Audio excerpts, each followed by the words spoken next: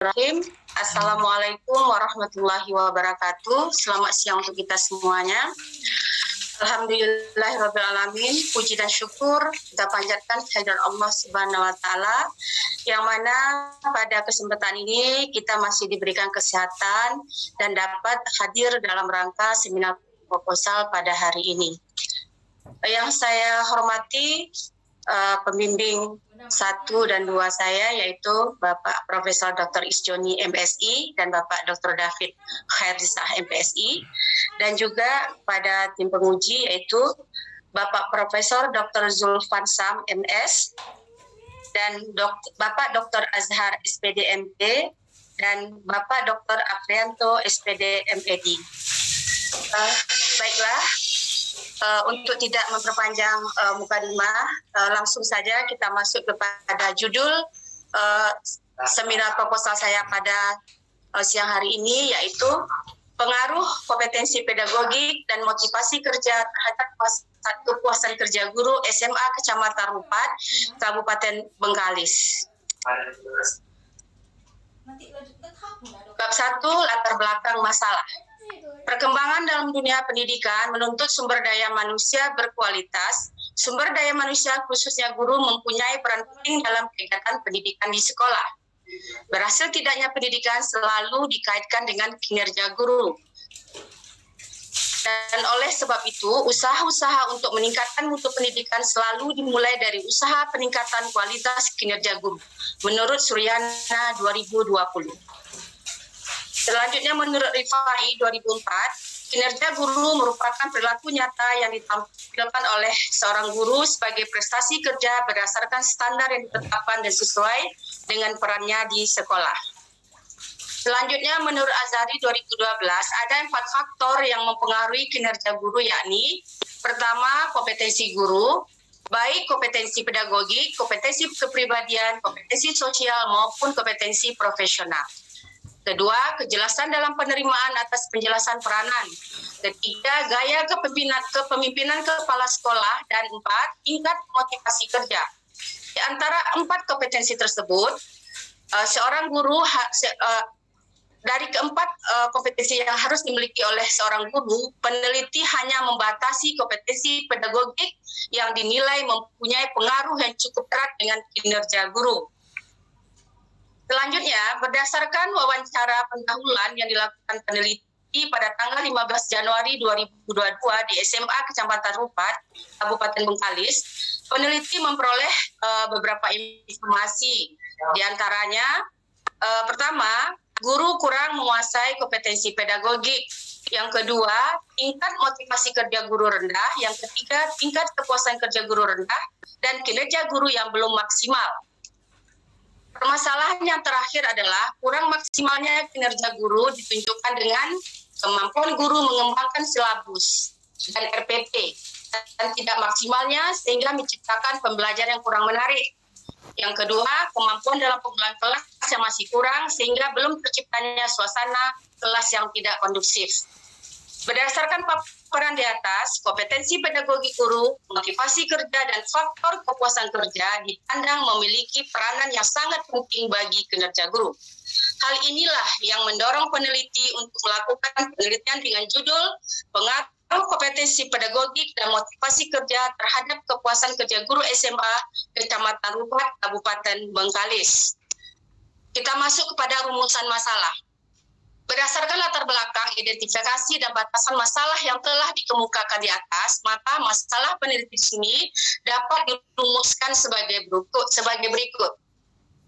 Apakah kompetensi pedagogik berpengaruh signifikan terhadap kepuasan kerja guru SMA Kecamatan Rupat, Kabupaten Bengkalis? Apakah motivasi kerja berpengaruh signifikan terhadap kepuasan kerja guru SMA Kecamatan Rupat, Kabupaten Bengkalis? Apakah kompetensi pedagogik dan motivasi kerja secara simultan berpengaruh signifikan terhadap kepuasan kerja guru SMA Kecamatan Rupat, Kabupaten Bengkalis? Selanjutnya, tujuan penelitian. Adapun tujuan penelitian untuk menganalisis pengaruh diantaranya, pertama, kompetensi pedagogik terhadap kepuasan kerja guru. kedua, motivasi kerja terhadap kepuasan kerja guru, dan yang ketiga, kompetensi pedagogik motivasi kerja secara simultan terhadap kepuasan kerja. Bab kedua, kajian teoris. Pertama, kepuasan kerja. Menurut Robbins 2002 halaman 103 mendefinisikan kepuasan kerja sebagai sikap umum individu terhadap pekerjaannya untuk membandingkan antara banyaknya ganjaran yang diterima seorang pekerja dengan besarnya harapan yang dimiliki mengenai ganjaran yang harus diterima. Yang kedua, kompetensi pedagogik guru. Menurut Tanim dan Khairil 2010 mengatakan bahwa kompetensi pedagogik merupakan kemampuan yang berkenaan dengan pemahaman peserta didik dan pengelolaan pembelajaran yang mendidik dan dialogis. Oke, Pak. Oke. Bab ketiga, metode penelitian. Penelitian ini dilaksanakan di SMA Kecamatan 4 Kabupaten Bengkalis.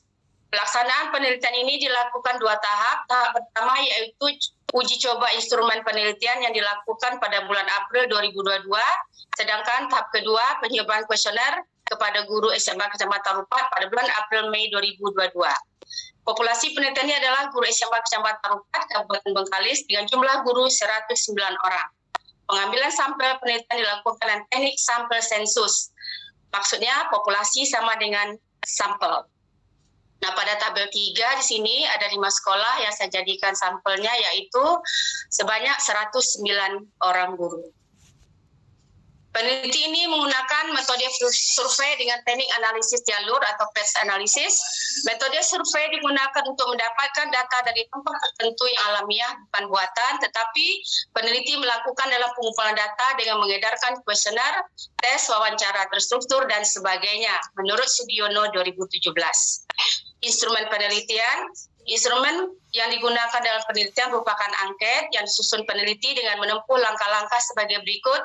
Pertama, analisis variabel penelitian, yakni mengkaji teori-teori yang berkaitan dengan variabel yang akan diteliti. Kedua, menyusun indikator. Ketiga, menyusun kisi-kisi instrumen. Keempat, menyusun butir pernyataan dan menetapkan skala pengukuran. Dan yang kelima, melaksanakan uji coba instrumen untuk menguji validitas dan reliabilitas butir yang akan digunakan dalam penelitian. Dan yang keenam, menentukan instrumen baku yang akan digunakan dalam penelitian tersebut. Responden uji coba instrumen akan dilakukan populasi penelitian yang memiliki karakteristik yang sama dengan sampel penelitian. Uji coba instrumen akan dilakukan 25 orang responden guru di SMA 1 Dumai. Sesuai dengan pendapat Ari Kunto 2006 bahwa saja uji coba dapat diambil sejumlah 25 sampai 40 suatu jumlah yang sudah memungkinkan pelaksanaan analisisnya.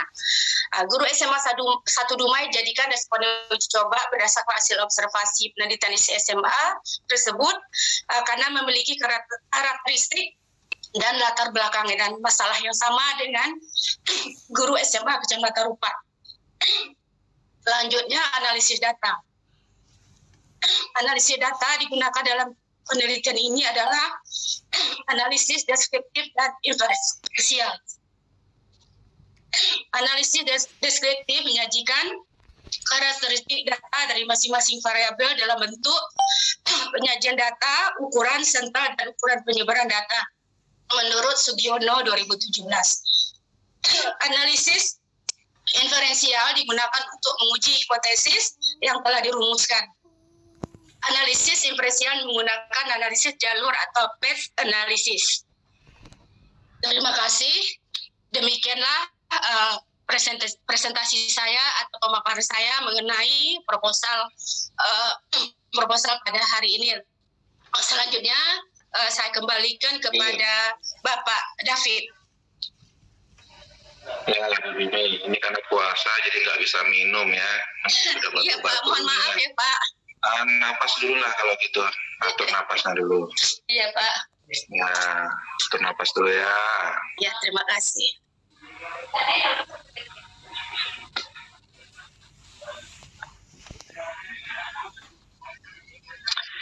Oke, Prof. Zulfan sudah hadir.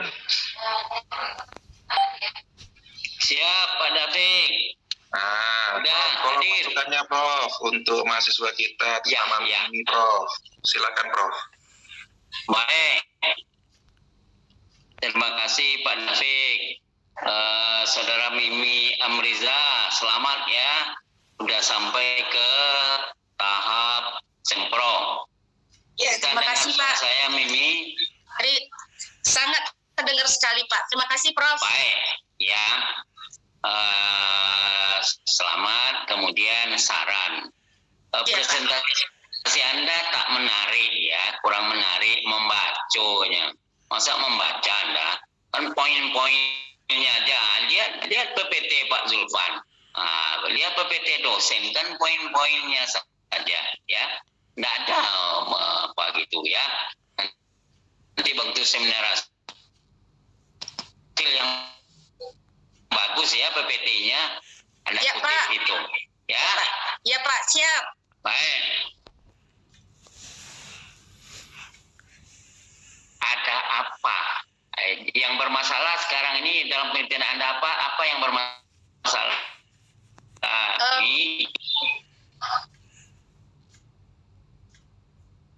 Suaranya bisa ya, 3 variabel yang bermasalah. Variabel apa? Baik Pak, akan saya jawab. Permasalahan yang saya teliti ini, variabel pertama itu adalah. Saya bukan bertanya itu. Kompetensi variabel apa? Kompetensi pedagogik, motivasi kerja dan kepuasan kerja, Pak.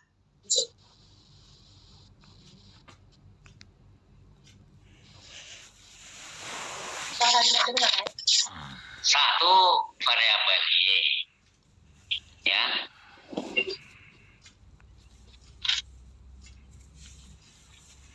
Ya, Bu Ya, Pak.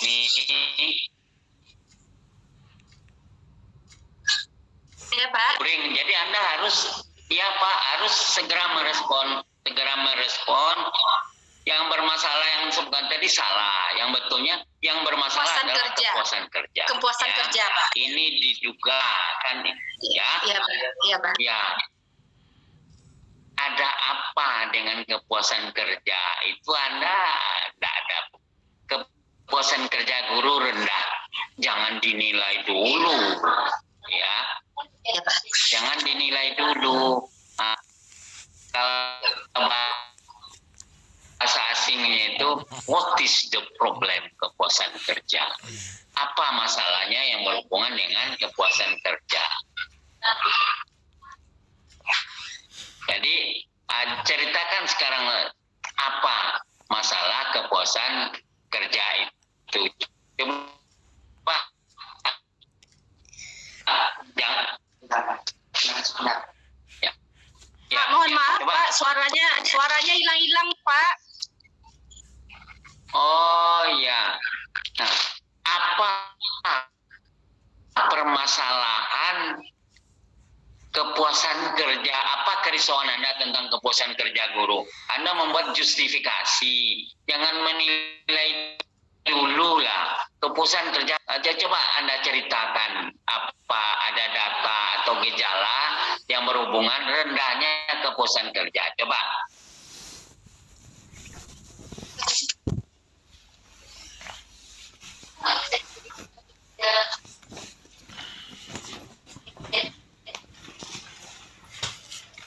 Halo Mimi, apakah karena jaringan atau apa nih Anda diam aja? Jaringan agak ini Pak. Kalian guru banyak akal, tayo atau tidak? Kan bisa komunikasi. Ya, coba. Oke Pak. Ada apa dengan kepuasan kerja? Pertama itu perpindahan guru Pak. Kepuasan kerja itu pertama. Ada guru-guru demo. Tidak Pak, pindah Pak. Apa Alasan indikator pertama gejala? pindah. Harus Iya. bercerita banyak. Oke Pak. Pertama itu alasannya yaitu mungkin karena kondisi di daerah Rupat sehingga banyak guru ini ingin pindah ke kota Pak. Itu alasan pertama ya. Jadi karena mungkin jarak. Mimi. Ya Pak. Iya. Jangan membuat justifikasi, jangan menilai Anda ikut suami lah segalanya. Oh, jadi datanya banyak guru-guru yang minta pindah gitu ya. Ya. Betul Pak. Nah, ya, terus apa lagi? Jangan justifikasi, jangan menilai. Bukan menilai apa Pak. Lagi? Bukan menilai. Oh, kan Anda kan banyak guru yang pindah karena situasi di Rupat tak bagus, jangan begitu. Bukan Ya. Pak. Bukan. Terus ada lagi yang lain. Selain itu mungkin apa namanya Pak, reward atas prestasi kerja guru yang kurang, itu salah satu penyebab daripada rendahnya kepuasan kerja guru di SMA 1, SMA Rupat, Kecamatan Rupat. Ya. Nggak usah dikain-kainkan dulu ya kepuasan kerja. Banyak guru yang minta pindah, banyak guru absen. Ya. Jangan dikait-kaitkan, Anda menceritakan fenomena aja ya. Di tempat ini belum ada. Halaman 1, halaman 2 ceritakan itu ya. Iya, betul Pak.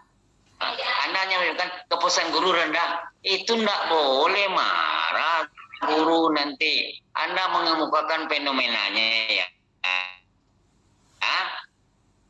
Ya Mimi? Iya Pak, siap Pak. Ya. Itu ya, jadi Anda sebutkan, Anda mengemukakan fenomenanya ya. Sampelnya berapa yang akan diambil? Sampelnya 109 guru Pak. 109 guru.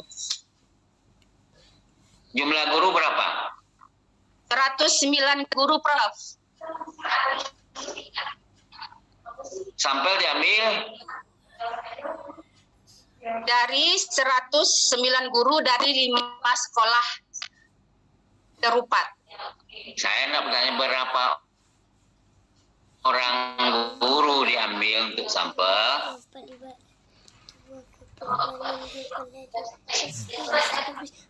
Halo Pak.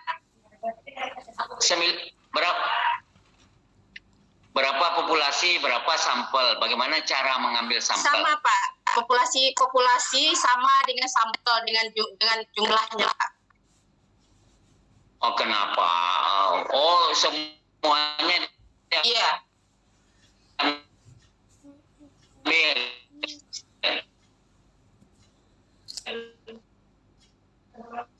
Tidak.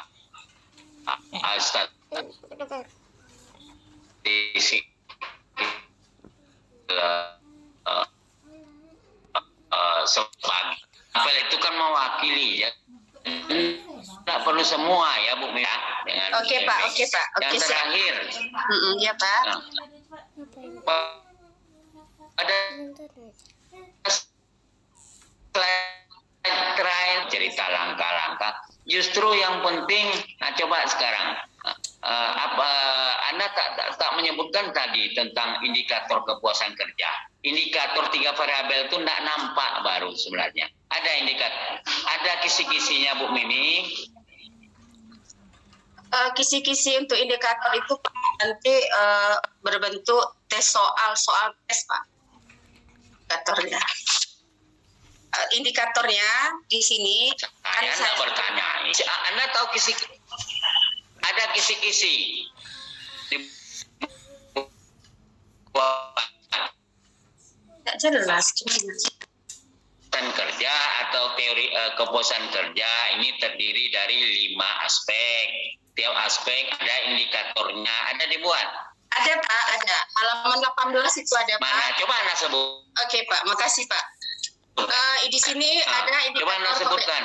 Oke Pak, pertama untuk indikator kompetensi pedagogik, pertama itu menguasai karakteristik peserta didik, kedua menguasai teori belajar, ketiga pengembangan kurikulum, keempat pengembangan pembelajaran yang mendidik, kelima pengembangan potensi peserta didik.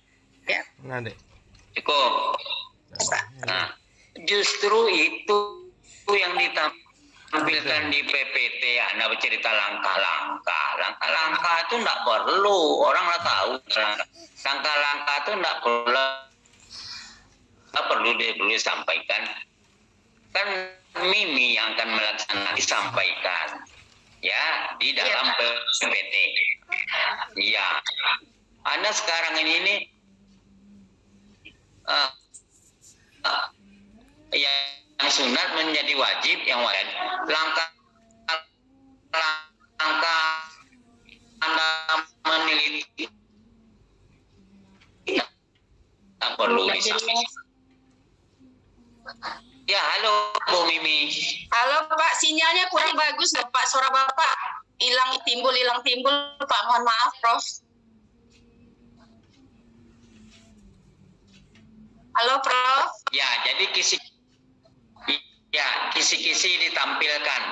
Oke Pak. Waktu seminar hasil ya. Kisi-kisi ya Pak ya. Oh, ini langkah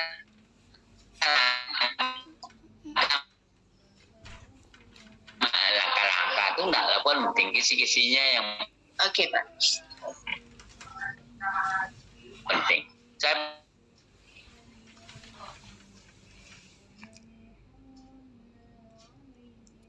Halo Prof. Ya, udah saya kembalikan ke Pak Dev. Terima kasih Prof atas masukannya. Terima kasih Prof Zulfan. Terima kasih banyak atas masukannya. Bu Mimi. Iya Pak. Nanti kalau Suaranya hilang timbul Pak David. Jadi kurang jelas saya meresponnya. iya, jadi Iya kurang jelas. Kalau nanti Prof Zulfan mau, ya kalau boleh nanti ditelepon lagi untuk Iya boleh Pak. minta masukannya supaya jelas ya. Iya enggak jelas Pak. Hilang timbul David. Jadi bingung saya untuk menjawabnya. Nanti coba kalau Profnya mau dihubungi langsung ya. Boleh Pak. Oke Pak. Di poin-poin masukannya apa saja itu yang nanti yang kita perbaiki. Jadi fokus dan sesuai dengan arahan ya. Oke Pak. Terima kasih Pak David. Iya. Oke, lanjut ke Dr. Azhar. Dr. Azhar sudah hadir? Dr. Azhar? Oke. Nah, lanjut Pak Dokter. Baik. Waktu saya lagi Pak David. Ya. Terima kasih. Selamat buat Ibu Mimi ya. Terima kasih Pak. Saran pertama di latar belakang nanti dibuat fakta tentang permasalahan yang ada. Lalu di sini rumusan masalahnya pertama apa tuh? Rumusan masalah. Ibu harus lihat kembali rumusan masalahnya sudah sinkron enggak dengan hipotesis.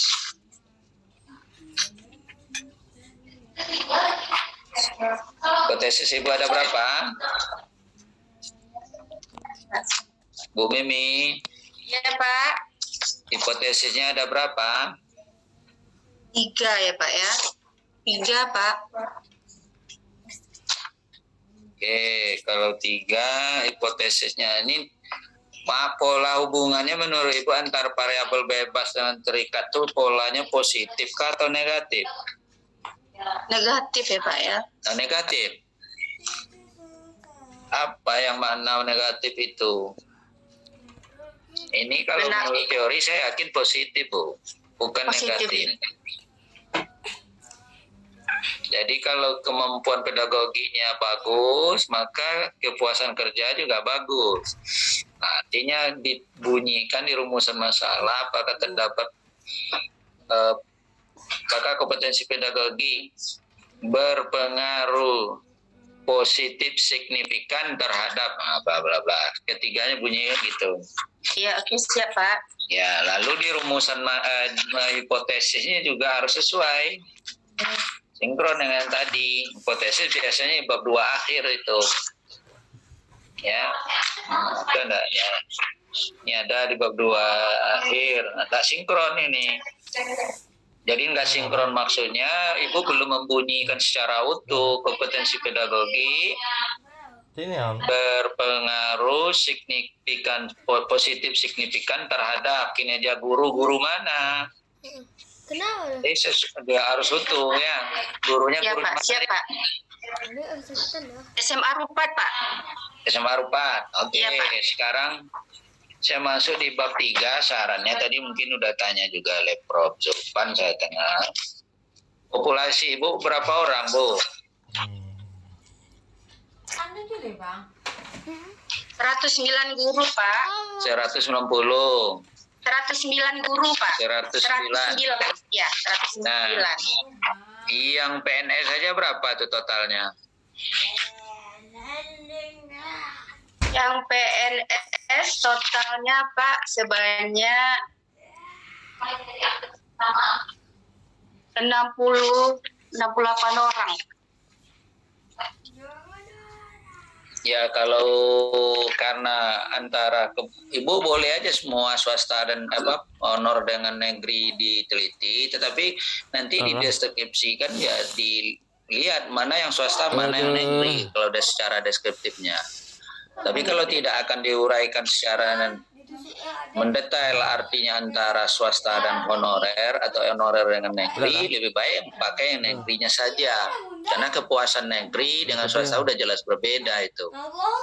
Kenapa yang berbeda? Yang swasta banyak sekarang dipaksa bekerja, gaji yang swasta sedikit, Bu. Tak yakin saya puas itu. Honor sedikit, tapi jam ngajar banyak. Nah, makanya yang negeri aja lah. Oke, Pak, Lalu siap. waktu penelitian nanti disesuaikan. Ibu tulis ini bulan April Mei penelitian 2022. Besok berarti sudah selesai itu. Jadi waktu penelitian ini disesuaikan. Oke, Pak. Oke. Nah, sekarang sampel Ibu berapa rencananya? Sampelnya rencananya sama Pak, 109. Tapi Jangan karena tuh. Ciri khas penelitian yang namanya kuantitatif untuk mengeneralisasi inferensial itu, maka syaratnya penelitian sampel.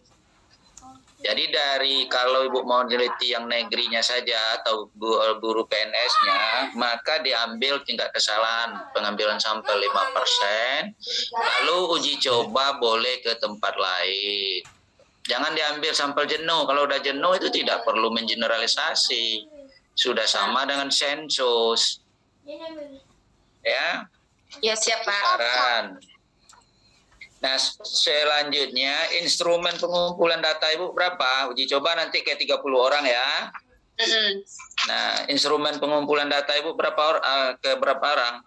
Apa instrumennya? Oh, saya angket rencananya Pak, angket. Untuk ketiga variabelnya angket. Kuesioner dan angket. Kuesioner dan angket. Kuesioner dan angket itu sama orangnya itu, Bu. Kuesioner ya angket itu sama orangnya. Nggak usah pakai dan. Berarti kuesioner. Kalau kuesioner aja namanya. Kalau angket saja namakan. Kan gitu. Nah, saya menyarankan kalau Ibu membuat kuesioner, usahakan ada item ataupun pernyataan positif dan negatifnya. Jangan positif saja. Oke Pak. Pernyataan negatif harus ada. Ya Pak. Nah, uji coba ke 30. Nah, kalau saya lihat di sini teknik analisis data belum ada yang menggunakan ke arah inferensial, rumus atau apanya, nanti ditambah lah. Oke Pak. Ya.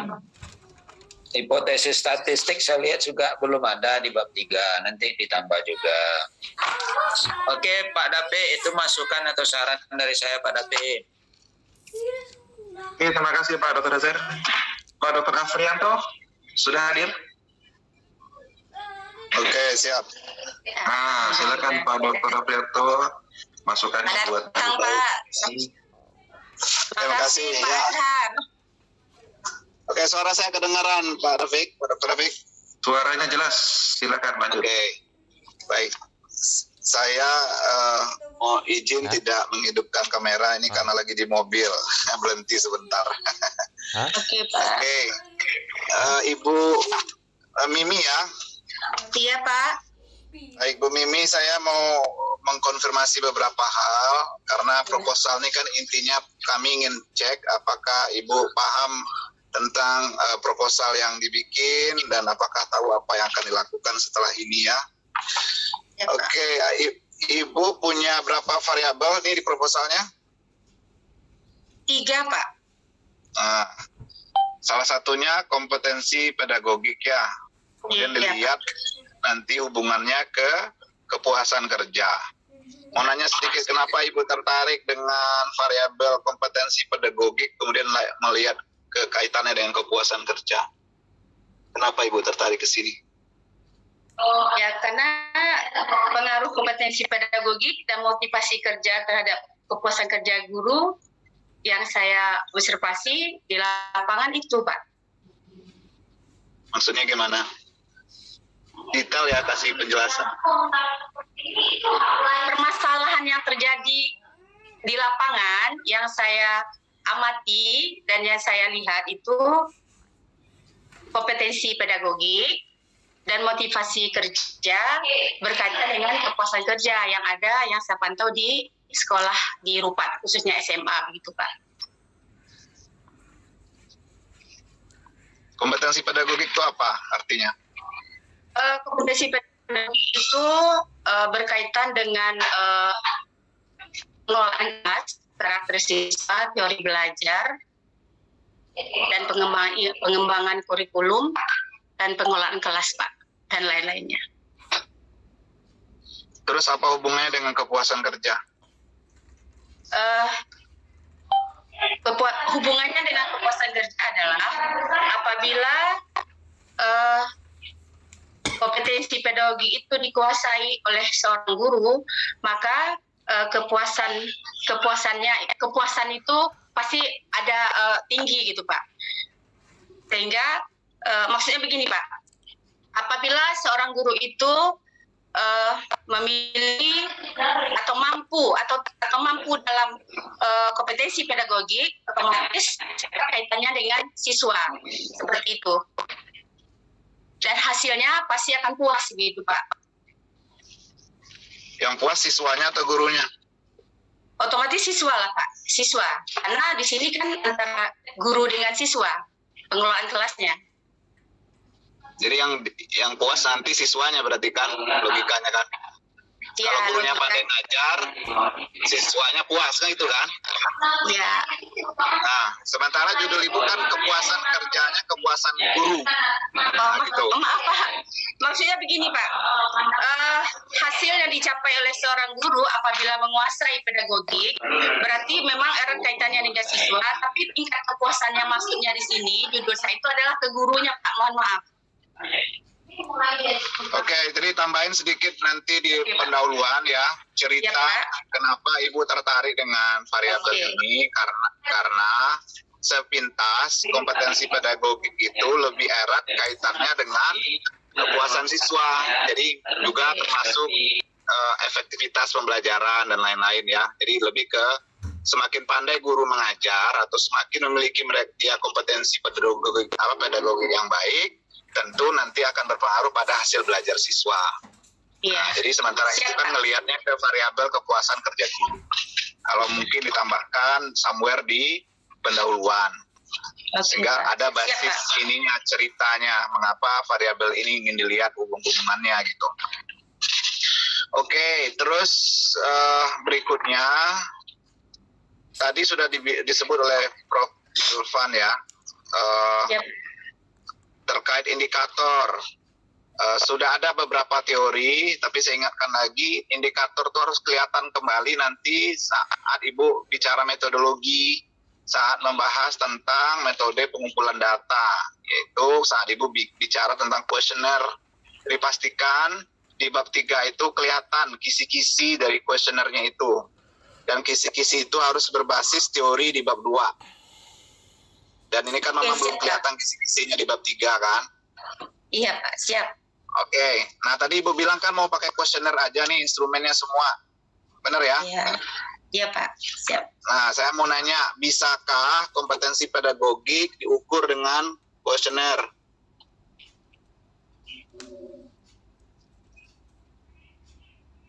Kalau untuk pedagogik, saya kira tidak ya, Pak ya. Nah, kalau enggak, kenapa pakai kuesioner? Karena kemampuan orang ngajar tuh kan misalnya perlu diobservasi itu kan, perlu dilihat, perlu dinilai. Observasi, Pak, observasi. Tambahkan observasi, Pak. Kalau untuk pedagogi mungkin observasi. Pastikan ya, jangan pakai mungkin.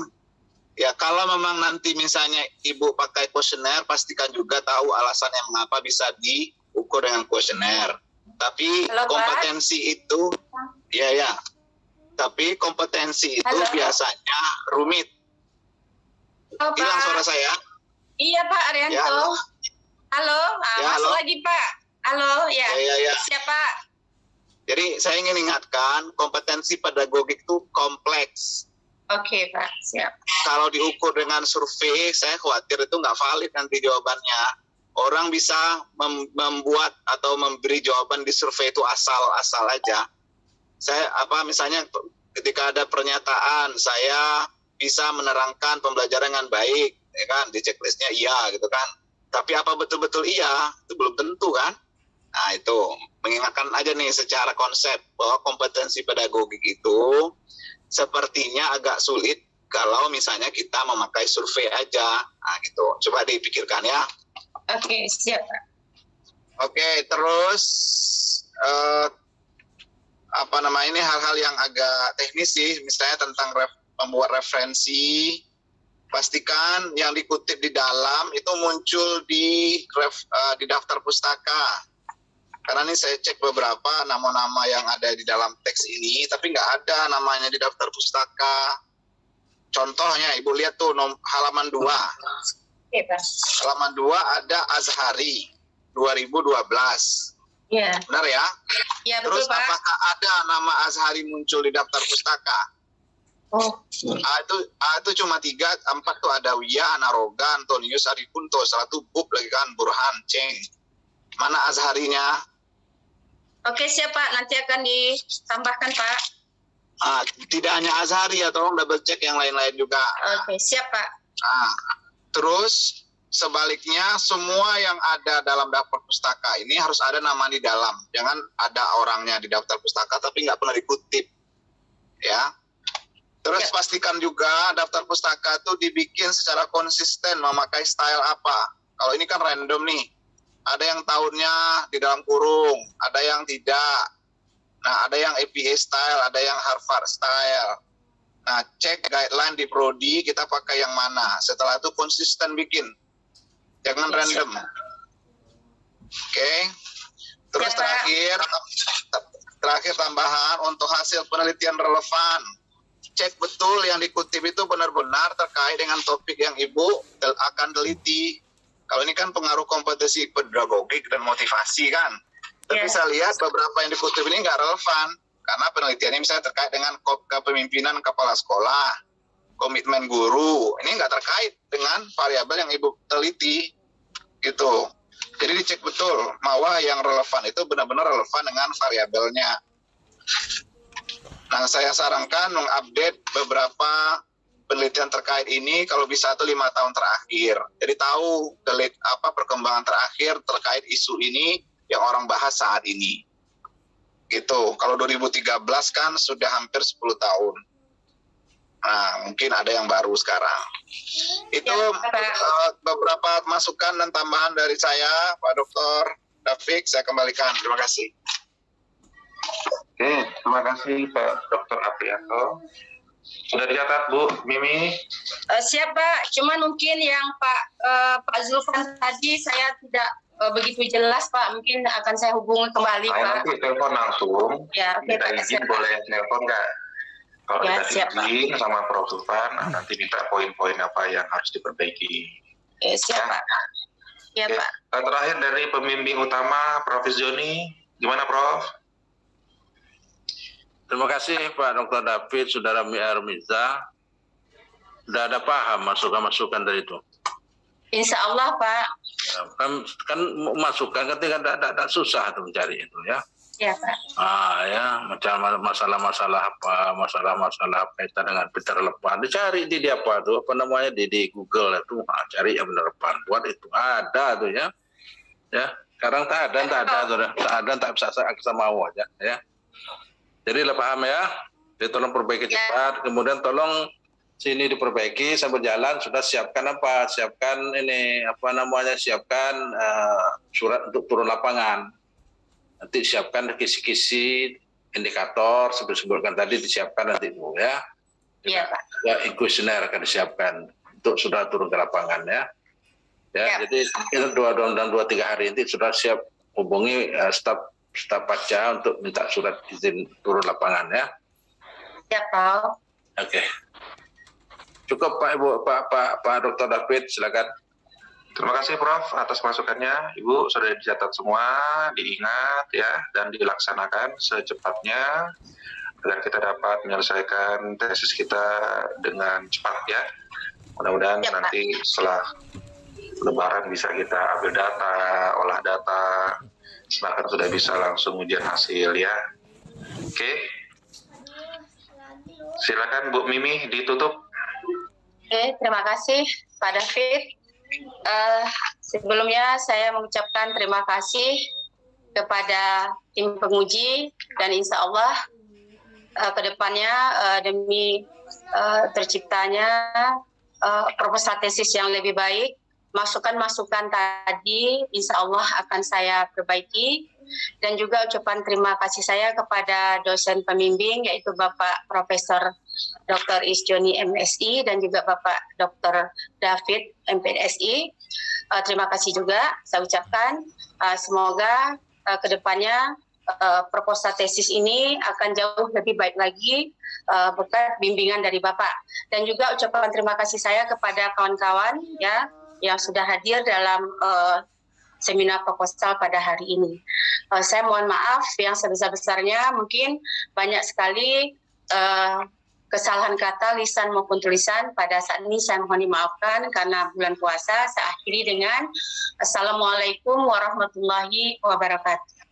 Waalaikumsalam warahmatullahi wabarakatuh. Kembali ke Pak Ragil. Pak Ragil. Terima kasih Prof. Isjoni, Bapak Dr. David Khairulsyah, Prof. Zulfan Saam, Bapak Dr. Azhar, dan Bapak Dr. Aprianto atas masukan arahan kepada Ibu Mimi Amriza. Semoga Ibu Mimi Amriza bisa memahami arahan-arahan dan masukan dari para kontributor. Baik, untuk peserta selanjutnya atas nama Bapak Muharman.